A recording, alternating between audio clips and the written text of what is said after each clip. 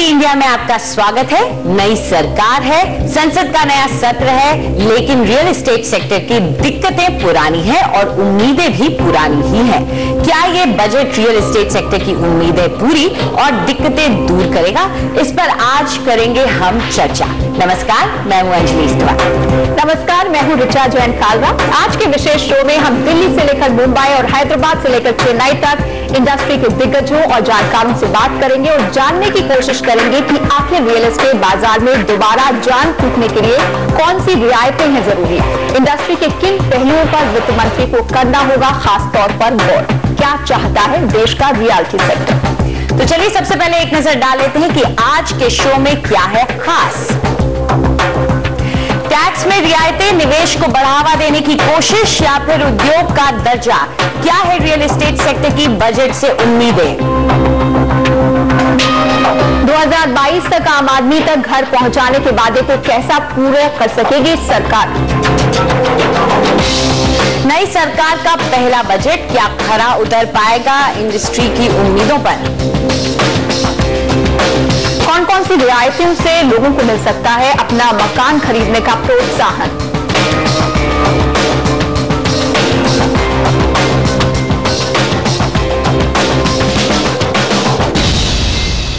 आज के शो में हम खास फोकस करने जा रहे हैं मोदी सरकार के पहले बजट से रियल एस्टेट बाजार को क्या उम्मीदें और मांगे हैं।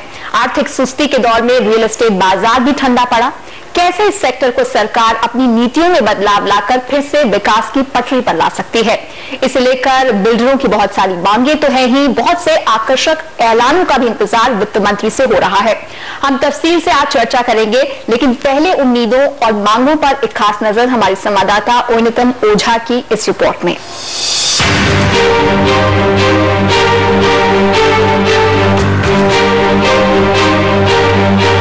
सरकारें बदलती रही हैं, लेकिन रियल एस्टेट सेक्टर की बजट से उम्मीदें नहीं बदली हैं। सेक्टर को इंफ्रास्ट्रक्चर का दर्जा देने की मांग काफी पुरानी है। ये दर्जा मिलने से कम ब्याज दरों पर पैसा मिल सकेगा। इसके साथ 10 साल की टैक्स छूट की इजाजत भी मिल सकेगी। 100 छोटे शहर पूरे देश में बनाने हैं, उसके लिए रियल एस्टेट सेक्टर को इंफ्रास्ट्रक्चर का स्टेटस देना या इंडस्ट्री का स्टेटस देना बहुत जरूरी है। आम आदमी के लिए एटलीस्ट 100 बेसिस पॉइंट इंटरेस्ट का कट ऑफ होना बहुत जरूरी है, जिससे कि वो अफोर्ड कर सके। रेट ऑफ इंटरेस्ट आज की डेट में बहुत ज्यादा है। इसके अलावा रियल एस्टेट इन्वेस्टमेंट ट्रस्ट यानी रीट्स का मामला है, जो 2008 से अटका हुआ है। इसके अमल में आने से कंपनियां अपने प्राइवेट इक्विटी फंड्स को आसानी से बेच सकेंगी। इससे बाजार में ज्यादा पैसा और पारदर्शिता आएगी। बहुत सारे दूसरे भी इश्यूज हैं। रिट जैसी बात है जिसमें बहुत बड़े पैमाने पे विदेशी निवेश अपने देश में आ सकता है। तो हमें उम्मीद है कि रिट गवर्नमेंट जो प्रपोजल इन प्रिंसिपल अप्रूव हुआ है सेबी के माध्यम से, उसे एक फाइनल बिल में बजट में इंट्रोड्यूस कर देगी। उद्योग को ये उम्मीद भी है कि नए बजट में टैक्स की रियायत मिलेगी, खासकर किफायती मकानों के लिए, जिसे मौजूदा सरकार प्राथमिकता देने का दावा कर रही है। रियल एस्टेट सेक्टर विदेशी कमर्शियल कर्ज लेने के कानूनों में तब्दीली और सर्विस टैक्स में छूट भी चाहता है। The other important thing government could examine is the controversial imposition of मकान खरीदने पर सर्विस टैक्स लगाना बेतुका फैसला है। एक ही सौदे को केंद्र सरकार सर्विस कहती है, राज्य सरकार वर्क कॉन्ट्रैक्ट मानती है और एक दूसरा विभाग सेल मानता है। इसलिए स्टैम्प ड्यूटी, वैट और सर्विस टैक्स, तीन टैक्स एक सौदे पर लगते हैं। and also as a sale by another arm of the state government. मंत्रालय ने होम लोन पर मिलने वाली सालाना टैक्स छूट मौजूदा 1.5 लाख रुपए से बढ़ाकर 2.5 लाख रुपए करने और बैंकों द्वारा प्राथमिक सेक्टर को दिए जाने वाला कम से कम 3% लोन हाउसिंग सेक्टर को देने की सिफारिश की है। सेक्टर चाहता है कि आने वाला बजट आर्थिक बहाली की उम्मीदों को हकीकत में बदलेगा, क्योंकि भारतीय रियल एस्टेट सेक्टर में जान डालने का यही एक तरीका है। Giving concessions in टैक्स में छूट देने से या टैक्स बढ़ा देने से ना तो इकोनॉमी पर कोई खास असर पड़ेगा और ना ही हमारी जिंदगी पर। बजट बस एक दिशा दिखाता है कि देश को किस तरफ ले जाना है। अगर बजट में इतना कर दिया जाए तो ये एक बहुत बड़ी जीत होगी। Direction where the country needs to go. नई सरकार का वादा है 2022 तक सबको घर देने का।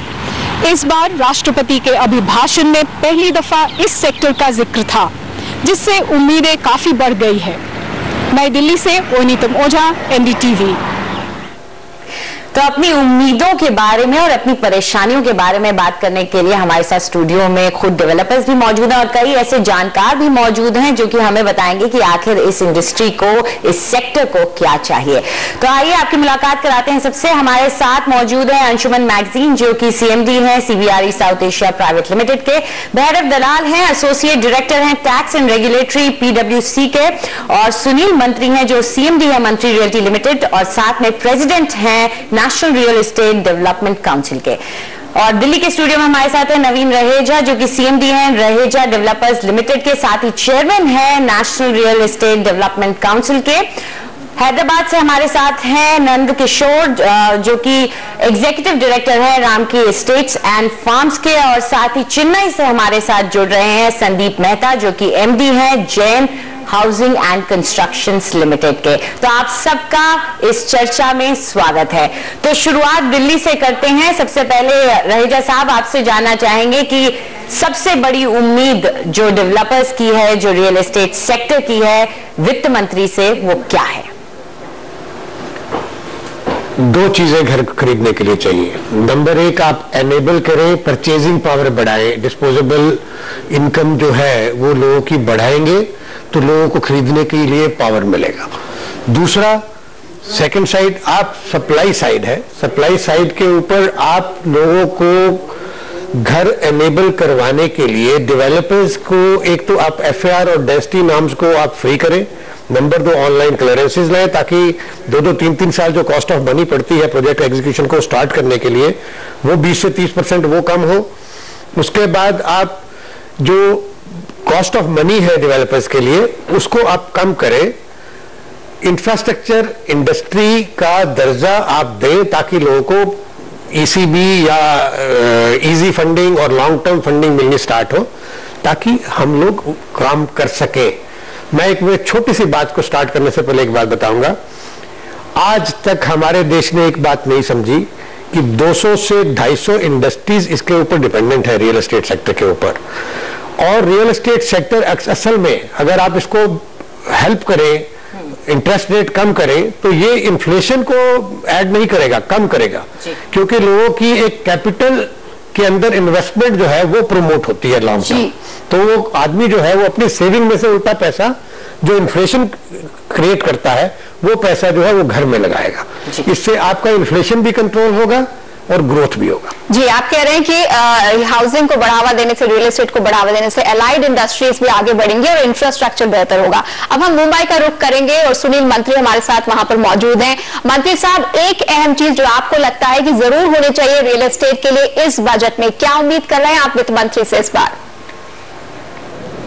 जैसे कि अभी प्राइम मिनिस्टर ने यह संकल्पना रखी है कि 2022 तक हर हिंदुस्तानी व्यक्ति को मकान मिले। अगर ये सपना पूरा करना है तो हमें 6 करोड़ मकान आने वाले 2022 तक, आने वाले 8 साल में बनाने होंगे, जिसका मेरे अनुमान से करीबन 1000 बिलियन $US की करीबन ये इंडस्ट्री हो जाएगी। तो मैं चाहता हूं कि जब हम इतने बड़े स्केल पे कोई भी काम करना चाहते हैं तो सबसे पहले ये क्षेत्र को इंडस्ट्री या इंफ्रा का दर्जा मिले, क्योंकि इस क्षेत्र को सबसे ज्यादा दिक्कत है फंडिंग मिलने की। बहुत ही लिक्विडिटी शॉर्ट है, जिस वजह से प्रोडक्शन की कमी हो रही है। मैं उसके बाद चाहूंगा कि रिलैक्सेशन हो, FAR की रिलैक्सेशन हो, ऑनलाइन क्लियरेंसेस हो, ECB जैसी चीजें यहाँ इनोवेट करनी पड़ेगी, तभी इतने बड़े पैमाने पे ये क्षेत्र को पैसा प्राप्त होगा। तो कुल मिला के मैं चाहता हूं कि कुछ सहूलतें डेवलपर्स कम्युनिटी को दी जाए, जैसे पीछे अगर आपने देखा होगा लास्ट एनडीए गवर्नमेंट ने ATIB एक सेक्शन इंट्रोड्यूस किया था, जिसके आधार पर बहुत बड़े पैमाने पे ये क्षेत्र में क्रांति आई थी। उसी प्रकार अफोर्डेबल हाउसिंग जो 60 स्क्वायर मीटर कार्पेट एरिया जिसे हम कहते हैं, उसके लिए एक विशेष टैक्स छूट देनी होगी ताकि अफोर्डेबल हाउसिंग के मकानों का बड़े पैमाने पे निर्माण हो सके, क्योंकि करीबन 80% 90% शॉर्टेज अफोर्डेबल हाउसिंग सेगमेंट में है। तो ये क्षेत्र को बढ़ावा देने की बहुत ज्यादा आवश्यकता है। तो मैं कुछ उम्मीद रखता हूं कि ATIB जैसा अफोर्डेबल हाउसिंग के लिए एक सेक्शन इंट्रोड्यूस होगा। उसके बाद जितना भी आप लोन इंटरेस्ट लेते हैं, बैंक को इंटरेस्ट अदा करते हैं, वो आपको इनकम टैक्स में छूट मिले ताकि हर व्यक्ति का इन्वेस्टमेंट प्लान हो। मुझे लगता है बहुत ही वाजिब बात हमने रखी है गवर्नमेंट के सामने, और कुछ मुझे उम्मीद है कि इसमें कुछ न कुछ बात मान ली जाएगी। उसके साथ ECB रेट ऐसे इंस्ट्रूमेंट अभी तक उसका ऐलान होना बाकी है। मैं चाहूंगा कि बजट में इसके बारे में भी कुछ जिक्र हुआ जाए। कुल मिला के मुझे काफी उम्मीद है, क्योंकि पहली बार राष्ट्रपति जी और पंतप्रधान ये दोनों ने ये सेक्टर को बढ़ावा देने की बात की है। 2022 तक हर व्यक्ति को मकान देने की बात की है। तो कुल मिला के मुझे काफी बड़ी उम्मीद है कि एक क्षेत्रों को निश्चित रूप से कुछ न कुछ ये बजट में निश्चित रूप से प्राप्त होगा। हमें उम्मीद है 10 तारीख का इंतजार की अभी राह देख रहे हैं, और डेफिनेटली मैं कॉन्फिडेंट हूं ये सेक्टर को बहुत बड़ी एक एक्सेलरेशन मिलेगा। जैसे नवीन जी ने बात कही, 250 इंडस्ट्रीज है, 2 या 3% GDP ग्रोथ ये सेक्टर के माध्यम से अचीव कर सकते हैं, बड़ी एम्प्लॉयमेंट क्रिएट कर सकते हैं। तो मुझे लगता है ये सारी पॉसिबिलिटी आसान होगी जब ये सेक्टर को कुछ न कुछ अलग तरीके से देखा जाएगा। यहाँ पर अंशुमन मैं आपसे पूछना चाहूंगी, अगर हम अफोर्डेबल हाउसिंग पे थोड़ा सा ज्यादा गौर करें तो अफोर्डेबल हाउसिंग को पुश देने के लिए क्या क्या चीजें जरूरी है? क्या सिर्फ टैक्स रिबेट दे देना या कुछ और भी है, फंडिंग के रास्ते आसान करना, ये भी इनके लिए जरूरी है? तो अफोर्डेबल हाउसिंग, क्योंकि अगर हर किसी को 2022 तक घर देना है तो उसमें सबसे ज्यादा अफोर्डेबल हाउसिंग को ही पुश देना होगा। तो क्या चीजें आप मानते हैं जरूरी है? सबसे बड़ी जरूरत है फंडिंग की। अगर आप देखें अभी जो लो कॉस्ट हाउसिंग में डिमांड है लेकिन लोग अफोर्ड नहीं कर पाते। अगर आप बिल्कुल 600 स्क्वायर मीटर के में जाएं, जो सबसे लोअर तबका का जो फाइनेंशियल में देखें, अगर जो हाउसिंग मांग रहे हैं, उनका सबसे बड़ा चैलेंज है कि वो डाउन पेमेंट भी नहीं दे पाते, जो उनको 20% नॉर्मली डाउन पेमेंट देनी होती है। अगर गवर्नमेंट एक स्कीम निकाले, I am talking about really low cost housing, जहाँ की एक फंड रखें कि अगर उनको 95% फॉर एग्जाम्पल फंडिंग मिल जाए, 30 ईयर की फंडिंग मिल जाए और इंटरेस्ट थोड़ा कम हो, तो definitely demand in low cost housing भी ह्यूज। क्योंकि कितने वर्कर्स हैं, अगर आप देखें जो फैक्ट्री में काम कर रहे हैं, उनको मंथली सैलरी तो मिलती है लेकिन कोई एक्यूमुलेटेड कैपिटल नहीं है। तो अगर किसी तरीके से अगर गवर्नमेंट इसको ऐसे फंड बनाए, और इसमें रिस्क कम है क्योंकि normally default rate housing loan में बहुत कम है। तो even if at the lower and कोई अगर अपार्टमेंट लेता है, फ्लैट लेता है जो कि 600 स्क्वायर फुट का हो, तो वो डेफिनेट उसका डिफॉल्ट रेट उसका भी कम होगा क्योंकि दे वांट हाउसिंग।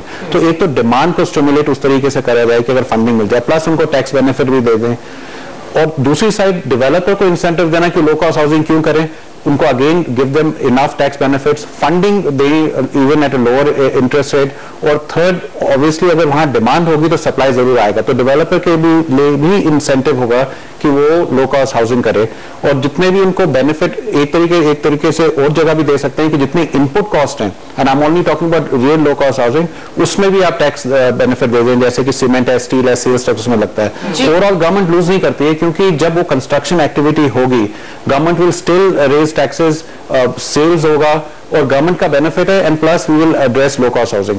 नंबर 2, तो फंडिंग इज नंबर 1। फंडिंग अगर दोनों तरफ सप्लाई एंड डिमांड में दें, I think low cost housing में there be huge activity. Second is infrastructure. हर एक बजट में इंफ्रास्ट्रक्चर में लार्ज अमाउंट्स आर एलोकेटेड, और हर बजट आप देखिए लास्ट में भी हजारों करोड़ रुपए इंफ्रास्ट्रक्चर में एलोकेट हुआ, विच इज फैंटास्टिक। बजट सिर्फ एलोकेट कर सकता है पैसा, इम्प्लीमेंटेशन इज द की।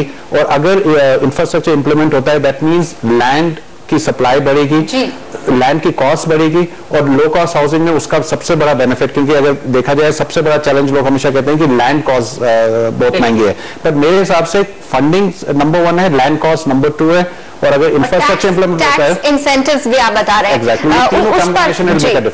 उस पर हम बात करते हैं। पीडब्ल्यूसी से हमारे साथ भैरव दलाल जुड़े हुए हैं। भैरव, कुछ समय पहले 2007 से 2008 के बीच में टैक्स हॉलिडे दिया गया था डेवलपर्स को अफोर्डेबल हाउसिंग को लेकर। आपको लगता है उस तरह की कोई प्रोविजन की अब दोबारा जरूरत है, क्योंकि अफोर्डेबल हाउसिंग को पुश करने के लिए हम टैक्स हॉलिडे या टैक्स इंसेंटिव्स की जब मांग करते हैं तो उसे लेकर सरकार के पास आप क्या विकल्प देखते हैं? सो आई थिंक जैसे नवीन जी ने बताया और सुनील जी ने बताया, आई थिंक बहुत इंपॉर्टेंट है कि टैक्स के माध्यम से अफोर्डेबल हाउसिंग को रियली में अफोर्डेबल किया जाए। आज इनपुट कॉस्ट बहुत बढ़ चुका है, there is very little we can do on the input cost, तो वहां पे कंट्रोल थोड़ा कम है। तो मेरे हिसाब से टैक्स ब्रेक अगर अफोर्डेबल हाउसिंग को दिया जाए तो कॉस्ट थोड़ी कम हो जाएगी, developers will get incentive to go into that space. तो ओवरऑल जो 2022 का सपना है of giving house to every individual, I think वो तभी अचीव होगा जब ये टैक्स ब्रेक दिया जाएगा। सो द 2006-7 TIP सेक्शन जो तभी इंट्रोड्यूस किया था, I think it's extremely important to extend that to affordable housing. अगर वो एक्सटेंड कर दिया जाए तो I think affordable housing will certainly pick up. So that is on the developer side, as Anshuman also said, it's extremely important कि हमको supply side को भी पुश देना चाहिए और डिमांड साइड को भी पुश देना चाहिए। जी नंद किशोर जी, खास तौर पे अगर हैदराबाद के नजरिए से देखें आप, जबकि खास तौर पे वहां पे रियल पुश देना पड़ेगा, आपको क्या लगता है कि तेलंगाना और सीमांध्र को देखते हुए कुछ बजट को लेकर के कुछ खास पैकेजेस सिर्फ एक्सक्लूसिवली आपके इलाके के लिए भी होने चाहिए, या आप लोग उसी में खुश हैं जो सारे देश के लिए सामने आएगा?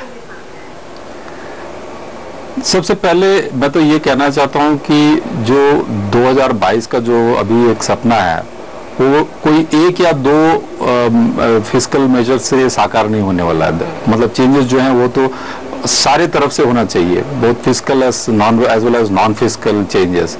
जो जैसे मेरे साथी पैनलों ने कहा है, पैनल मेंबर्स ने कहा है कि एक तो है इंफ्रास्ट्रक्चर या इंडस्ट्री स्टेटस का दर्जा देना, दूसरा है इनकम टैक्स एग्जेम्पशन लिमिट्स जो उसको बढ़ाना ताकि हाउसिंग के लिए डिमांड बढ़े, तो दूसरा वो है। तीसरा और एक है जो कि एक महत्वपूर्ण चीज है वो है SEZs।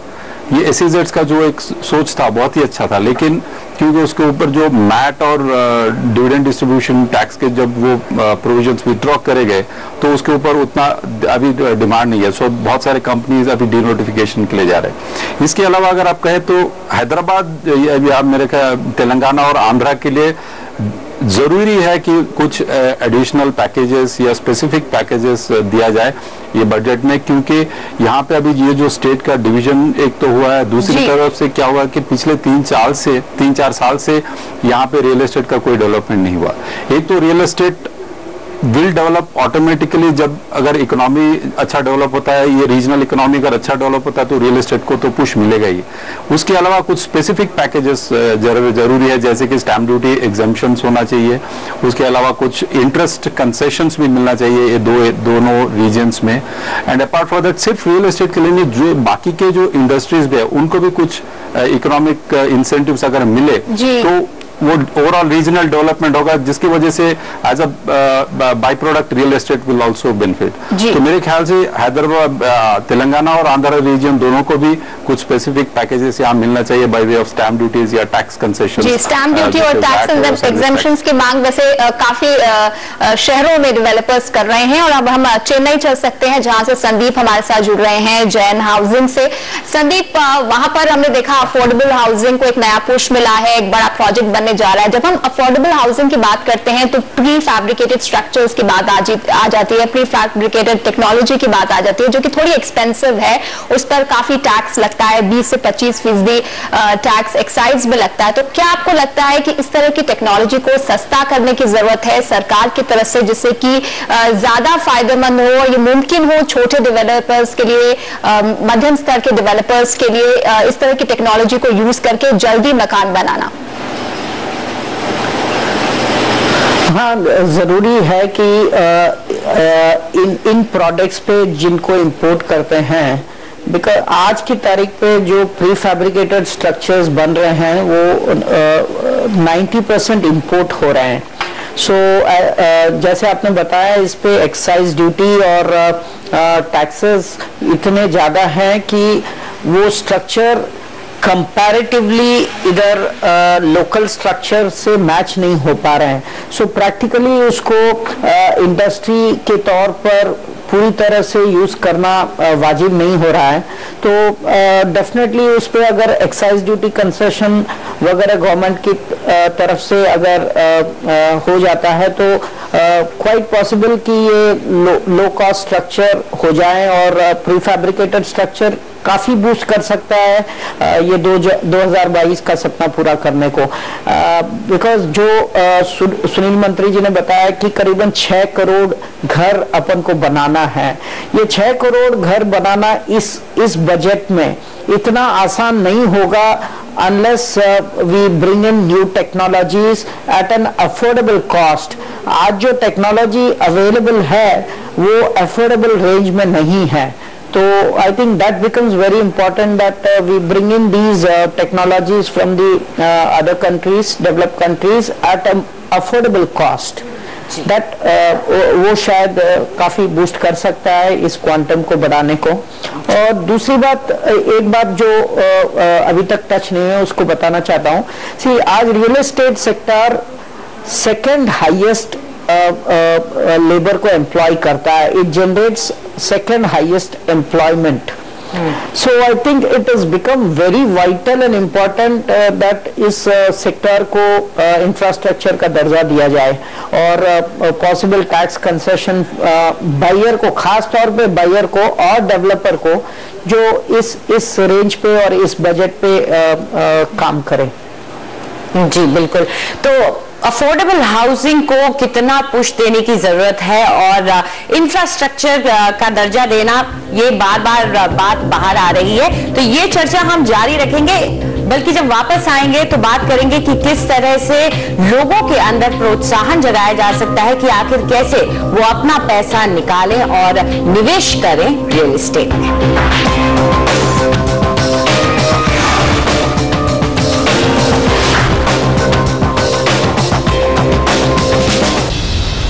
तो रियल एस्टेट बाजार में छाई सुस्ती के बादलों को छांटने के लिए क्या जरूरी है, क्या है वक्त की जरूरत और कैसे बढ़ाया जाए निवेश और मांग, इस हिस्से में हम चर्चा करेंगे इस अहम मुद्दे पर।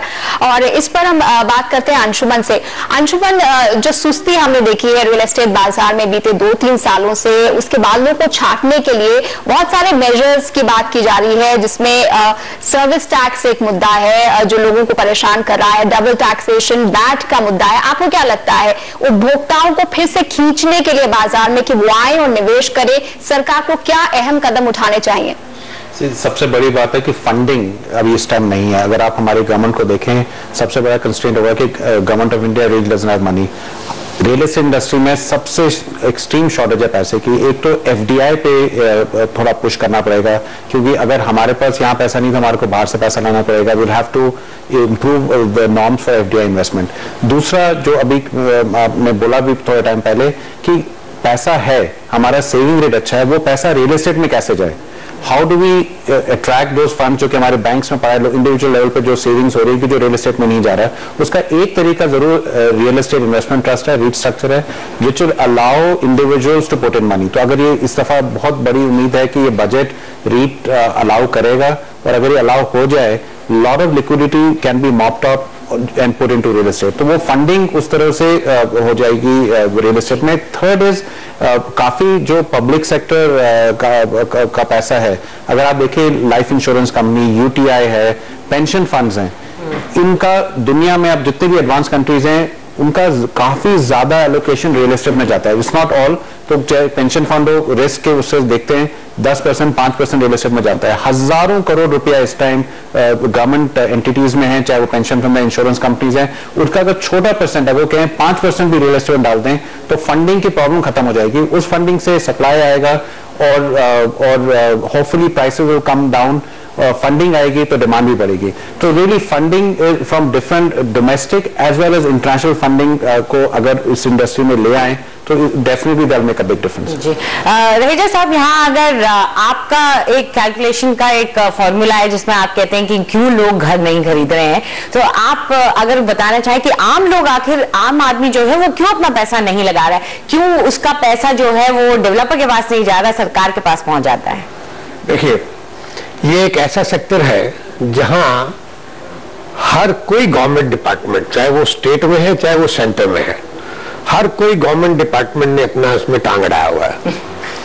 और आप देखो, एक ट्रांजैक्शन है उसके ऊपर एज ए सेल कंसीडर कर रहे हैं, वैट भी लगा रहे हैं, सर्विस टैक्स भी लगा रहे हैं, WCT भी लगा रहे हैं, लेबर सेस भी लगा रहे हैं, इनडायरेक्टली माइनिंग फी, लाइसेंस फी, स्टैंप ड्यूटी।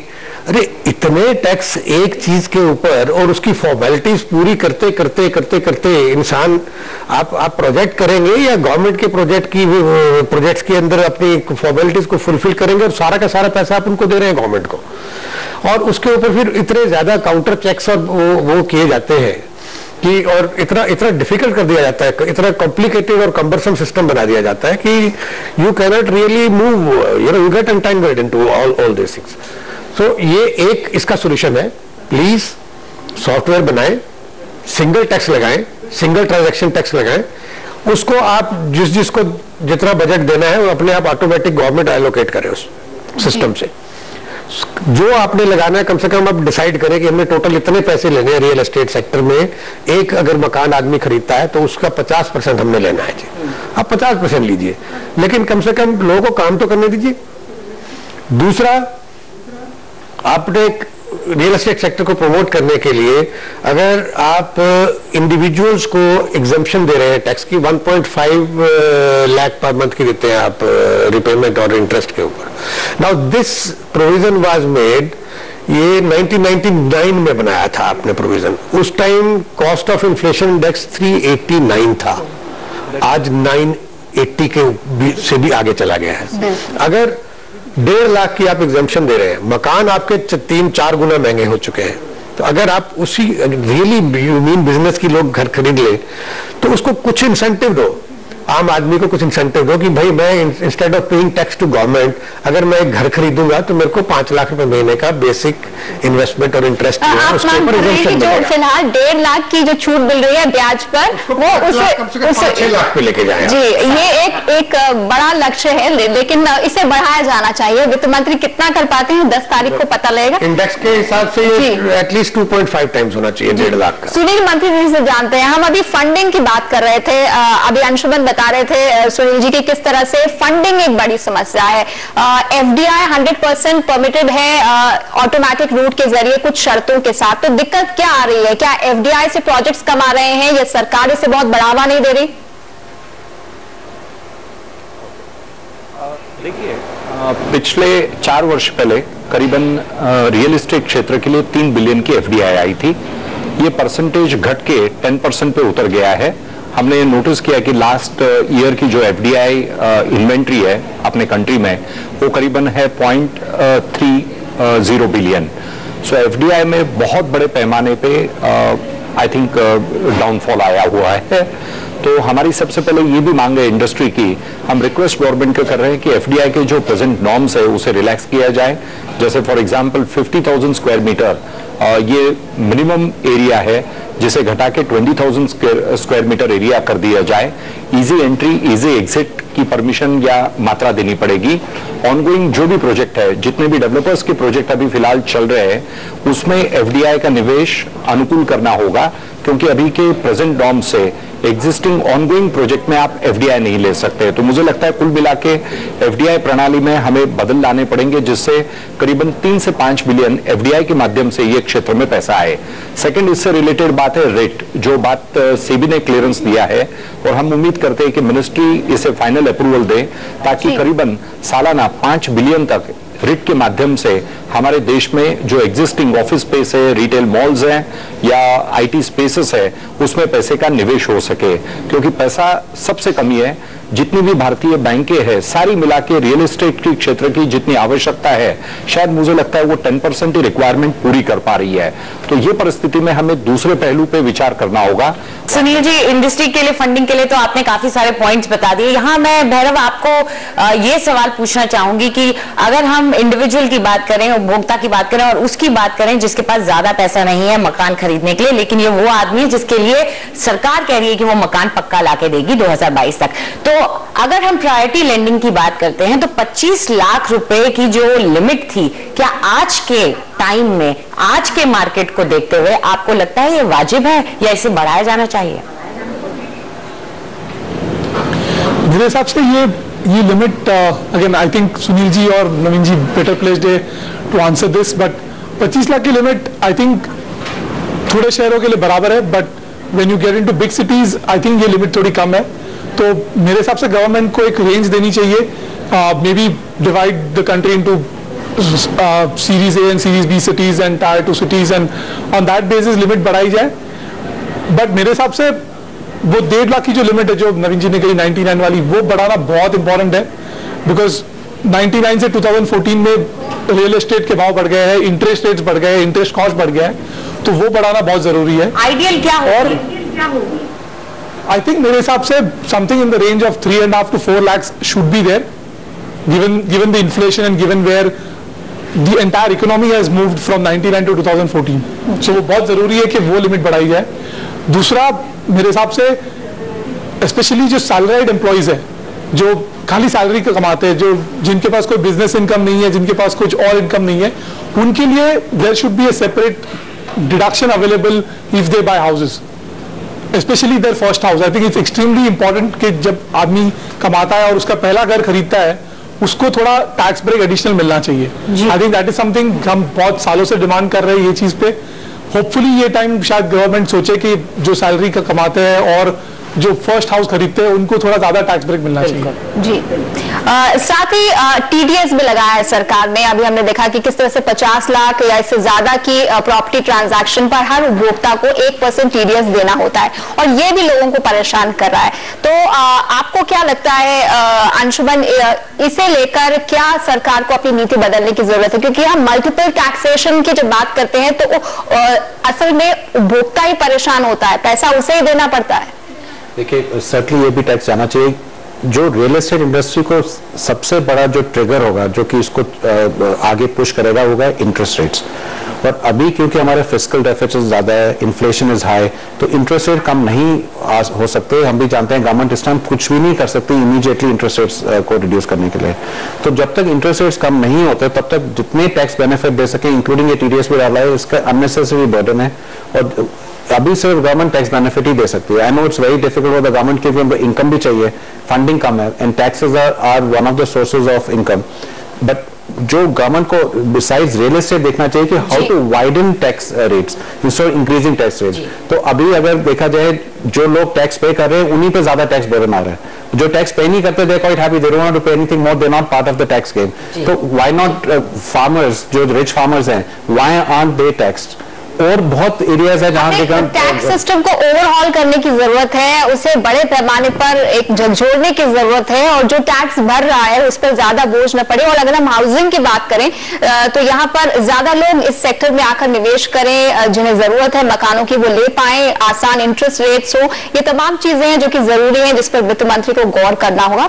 तो इसी के साथ अंजलि, हम आके बहुत सारे मुद्दों पर चर्चा करने वाले हैं। जी हाँ, फिलहाल वक्त है एक छोटे से ब्रेक का, लेकिन ब्रेक के बाद लौटेंगे तो बात करेंगे क्या ये इंफ्रास्ट्रक्चर स्टेटस देना या इंडस्ट्री का स्टेटस देना, क्या ये डिमांड जो है वो वाजिब है या नहीं।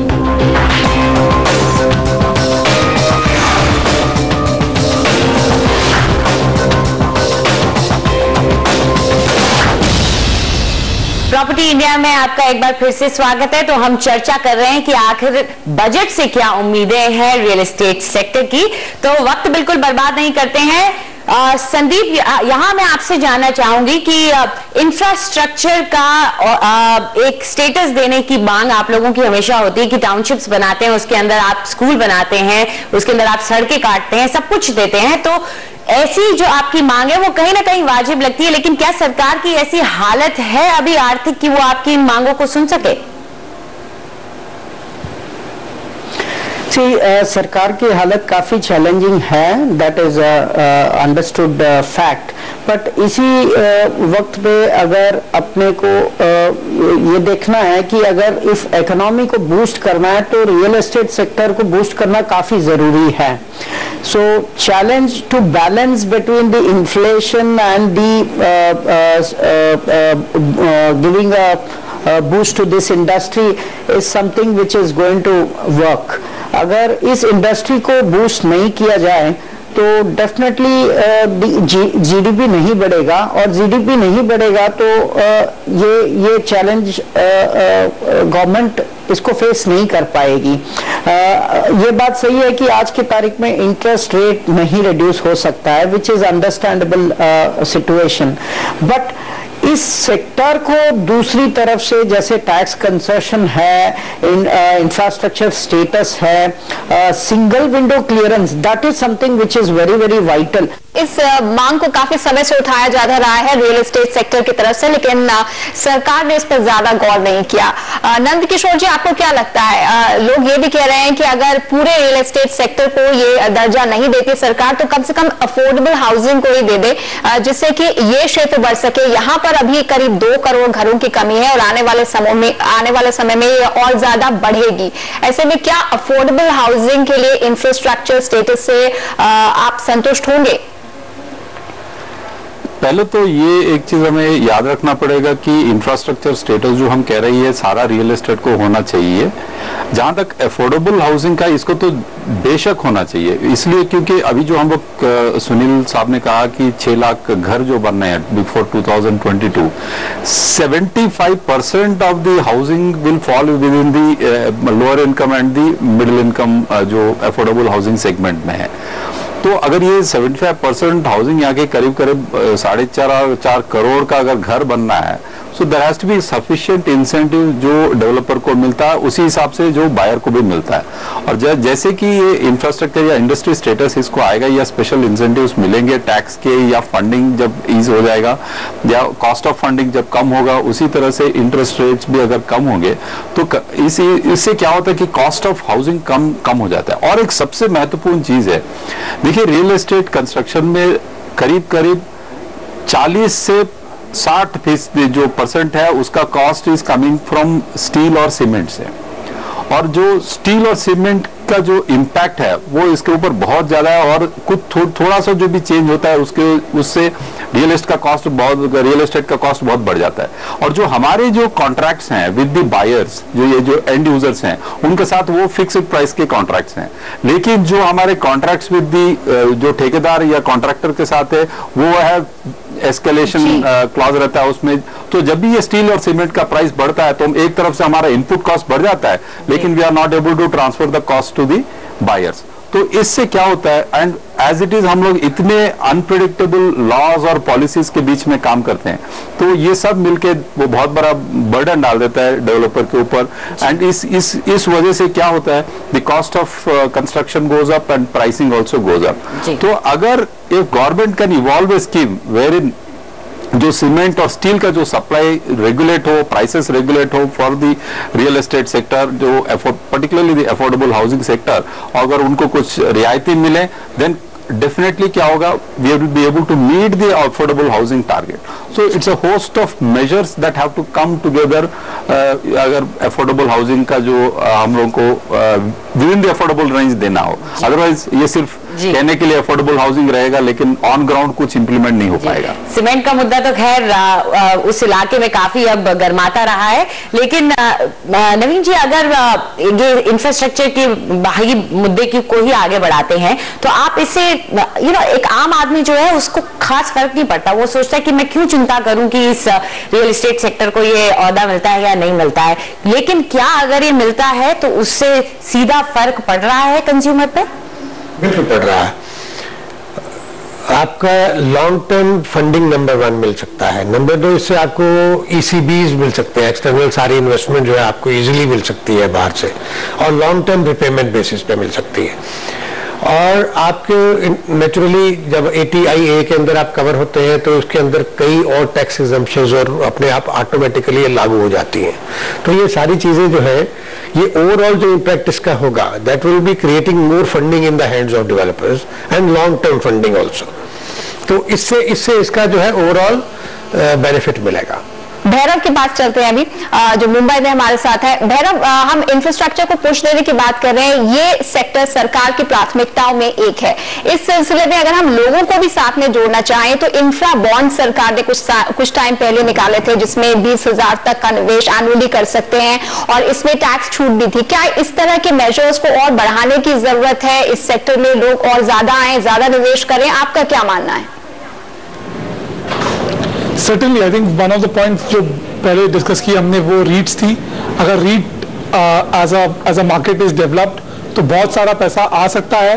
रीट्स को अगर टैक्स बेनिफिट दी जाए तो people will be incentivised to channelise some of their savings into REITs. तो रीट्स अगर और डेवलप होता है तो lot of commercial assets, lot of retail malls जो डेवलपर्स के पास आज लॉक्ड है, उसकी वैल्यू अनलॉक हो जाएगी, वो पैसा फ्री हो जाएगा।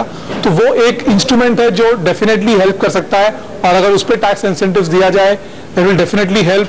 इंफ्रास्ट्रक्चर बॉन्ड्स, यस, इफ अगर रियल एस्टेट बॉन्ड्स भी किया जाए, थोड़ा थोड़ा धीरे धीरे उसको पॉपुलैरिटी मिलेगा।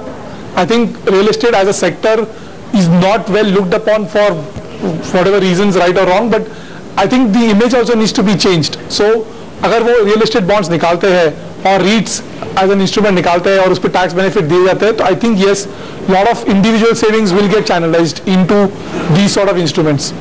जी बिल्कुल। तो आप लोगों ने इस चर्चा में हिस्सा लिया, उसके लिए शुक्रिया। लेकिन इस पूरी चर्चा से जो निकल के आया है उसमें मेरे ख्याल से एक दो बातें जो सबसे ज्यादा सामने आई वो थी, एक फंडिंग को लेकर के कि किस तरह से फंडिंग इस को प्रोत्साहन दिया जाए इस सेक्टर में, और दूसरा ये रही कि किस तरह से जो इंडस्ट्री है उसको बूस्ट देने के लिए कुछ ऐसे दर्जे, कुछ ऐसी रियायतें दी जाएं जिससे इंडस्ट्री अपने पैरों पर खड़ी हो सके और आगे बढ़ सके। जी हाँ, और साथ ही एक अहम डिमांड जो कि लोगों की है कि वो इंटरेस्ट पर जो टैक्स छूट मिलती है हाउसिंग लोन में, उसे जरूर सरकार कम से कम 1.5 लाख से कुछ ज्यादा बढ़ाए, जिससे ज्यादा लोग टैक्स इंसेंटिव के लिए भी इस बाजार में आए और निवेश करें। आप सभी का हमारे साथ जुड़ने के लिए, इस चर्चा में हिस्सा लेने के लिए बहुत बहुत शुक्रिया। हमारी खास नजर रहेगी 10 तारीख को पेश होने वाले बजट पर, इसमें क्या कुछ रहता है रियल एस्टेट बाजार के लिए, इस पर अपने दर्शकों को हम अपडेट जरूर देंगे। फिलहाल हम आपको बता दें, अगर आप हमें कोई राय देना चाहते हैं या कोई सवाल पूछना चाहते हैं तो आप हमें ईमेल कर सकते हैं property@ndtv.com पर। आप चाहें तो हमें SMS भी कर सकते हैं, प्रॉपर्टी लिखिए और आप अपना जो सवाल है वो हमको SMS कर सकते हैं 56388 पर।